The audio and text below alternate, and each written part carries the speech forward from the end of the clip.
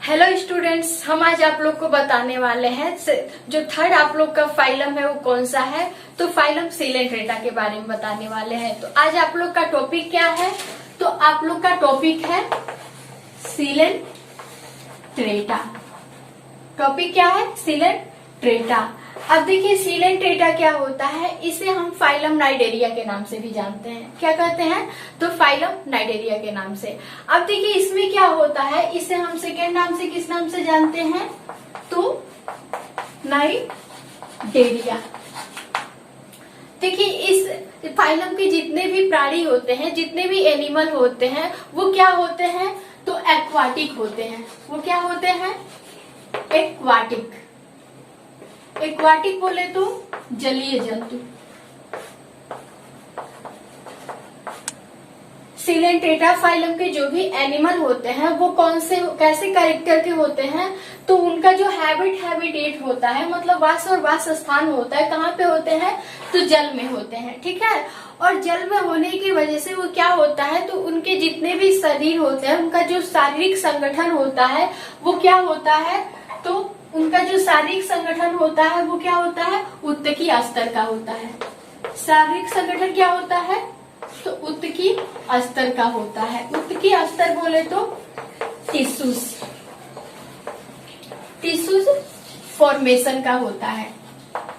मतलब उनके शरीर में उत्तकों का निर्माण होता है और एक सुसंगठित क्या होती है? तो कोशिका पाई जाती है। अब देखिए बात करें कि ये जो भी लिविंग होते हैं, जो सिलेंट्रेटा फाइलम के जितने भी एनिमल होते हैं, ये क्या होते हैं? तो मल्टी सेलुलर होते हैं। क्या होते हैं? Multi cellular. मल्टी सेलुलर बोले तो बहुकोशिकीय होते हैं। क्या होते हैं? बहुकोशिकीय होते हैं।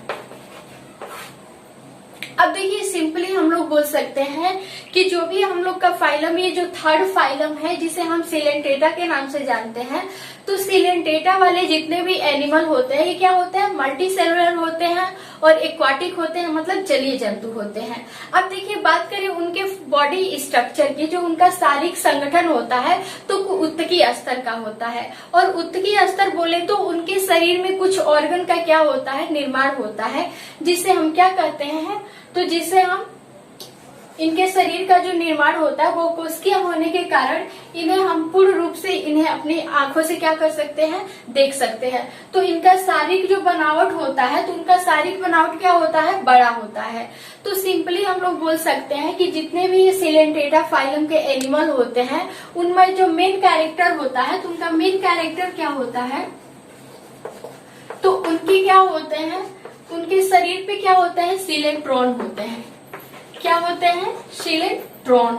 सिलेंट्रॉन बोले तो एक तंतुवत संरचना होती है। तंतुवत संरचना।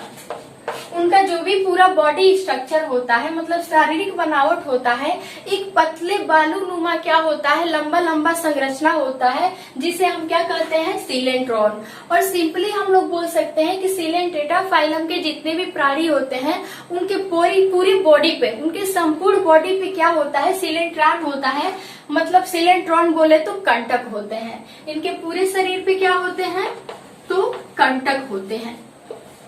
कंटक बोले तो कांटेनुमा संरचना होती है। अब देखिए फॉर एग्जाम्पल हम लोग ले सकते हैं तो कौन कौन से एनिमल आते हैं। तो फर्स्ट है जो हाइड्रा है।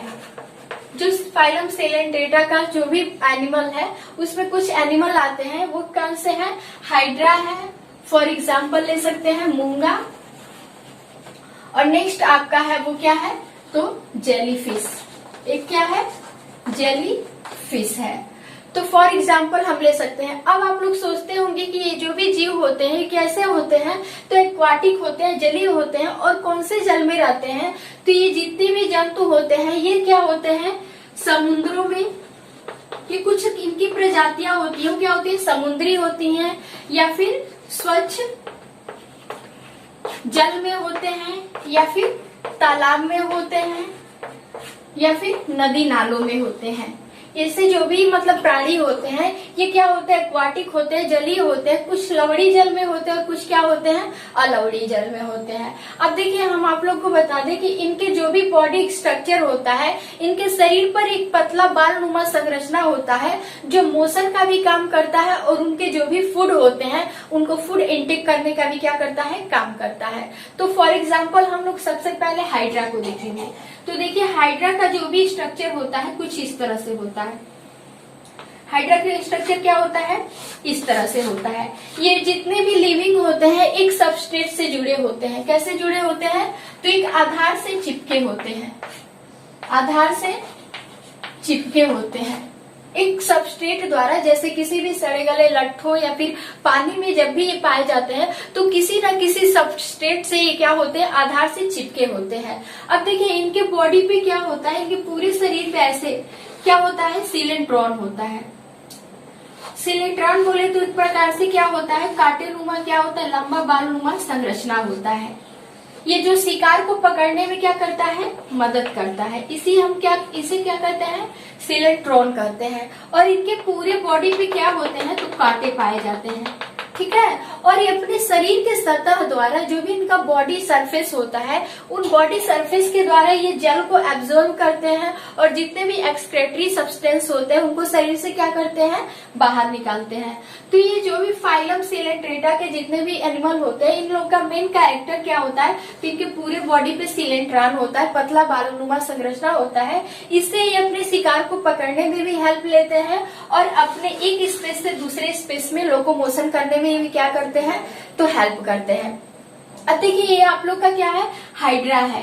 अब देखिए नेक्स्ट बात करा जाए तो ये मूंगा होता है। मूंगा जो होता है इसका स्ट्रक्चर कुछ इस तरह से देखने को मिलता है। इसका स्ट्रक्चर क्या होता है, कुछ हमें इस तरह से देखने को मिलता है, ठीक है। इसके भी पूरे बॉडी पे क्या होते हैं, कांटेनुमा संरचना होता है और ये सारी चारों तरफ क्या होते हैं, सिलेंट्रॉन होते हैं। ये क्या होते हैं, तो सिलेंट्रॉन होते हैं। अब देखिए बहुत ही क्या होता है, जो मूंगा होता है टॉक्सिक होता है। ये क्या होता है, टॉक्सिक मतलब एक विषैला प्राणी होता है। इसके पास कोई भी एनिमल जब भी जाता है तो इसके टॉक्सिक के कारण मतलब एक प्रकार का ऐसा टॉक्सिक केमिकल एक्सक्रेट करता है जिसकी वजह से कोई भी प्राणी को क्या होती है, हानि हो सकती है। तो ये मूंगा जो होता है तो इसका स्ट्रक्चर कुछ इस तरह से देखने को मिलता है। अब देखिए बात करा जाए वही जेली फिश की, तो जेली फिश जो होती है उसका स्ट्रक्चर हमें कुछ ऐसे देखने को मिलता है, जिसे इसका स्ट्रक्चर जो होता है कुछ हमें इस तरह से देखने को मिलता है। ये जेली फिश है, ठीक है। इसके चारों तरफ इसके ये क्या होते हैं, इसके 5-6 भुजाएं होती हैं। इनकी 6 भुजाओं के बीच में क्या होता है, माउथ होता है। इस माउथ पे क्या होता है, सुक होता है। इस माउथ पे क्या होता है, तो सुक होता है। ये सुक जो होता है ये शिकार को कैच करने में हेल्प करता है और इसके पूरे इस चारों तरफ जो भी इसके ये टेंटिकल होते हैं इसमें क्या होता है, कांटेनुमा संरचना होता है। अब देखिए ये क्या काम करते हैं, तो जो इनका सिलेंट्रॉन होता है ये शिकार को पकड़ते हैं, ठीक है। अब देखिए इस शिकार में इसमें जो सिलेंट्रॉन होता है इसमें एक प्रकार का टॉक्सिक होता है।